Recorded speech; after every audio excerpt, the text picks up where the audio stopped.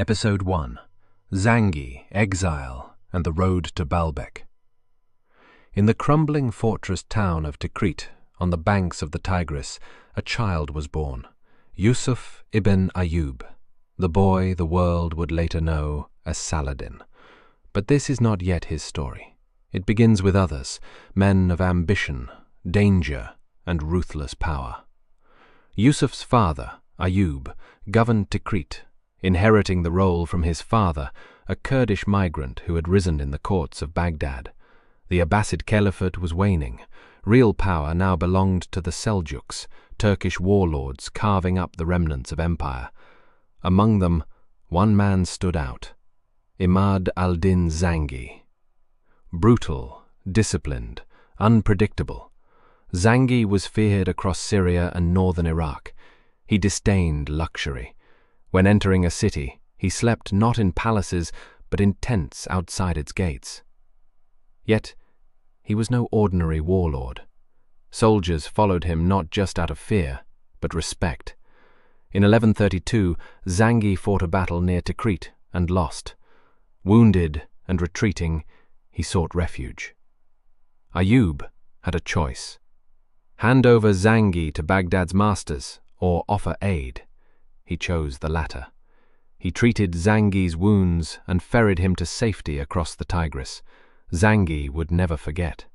Years later, Ayyub's family fled to Tikrit. His brother, Shirkuh, had killed a man in a quarrel.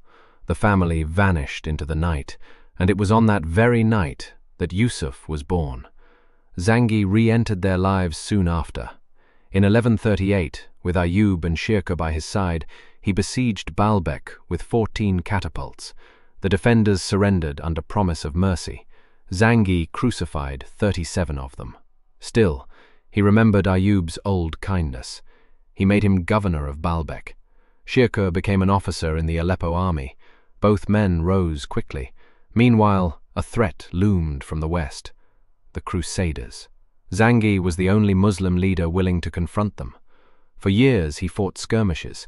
In 1144, he struck a blow that echoed across continents: the capture of Edessa. Edessa, today known as Urfa, was in Christian hands for nearly 50 years. Its garrison had left to raid along the Euphrates. Zangi moved fast, surrounding the city. The defenders were no match: merchants, priests, and craftsmen.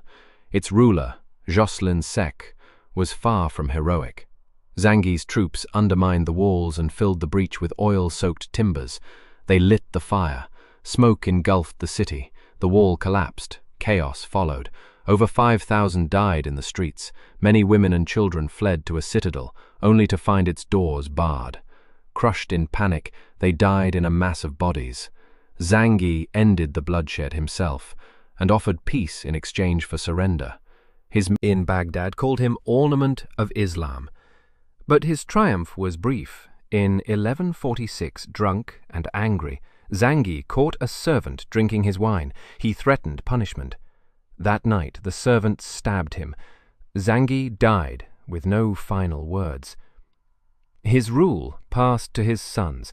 The youngest, Nur al-Din, inherited Aleppo, and from there began a new chapter in the story that would one day lead to Saladin.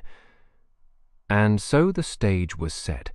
A boy born in exile, a father rewarded for loyalty, and a region bracing for the next great war between Crescent and Cross.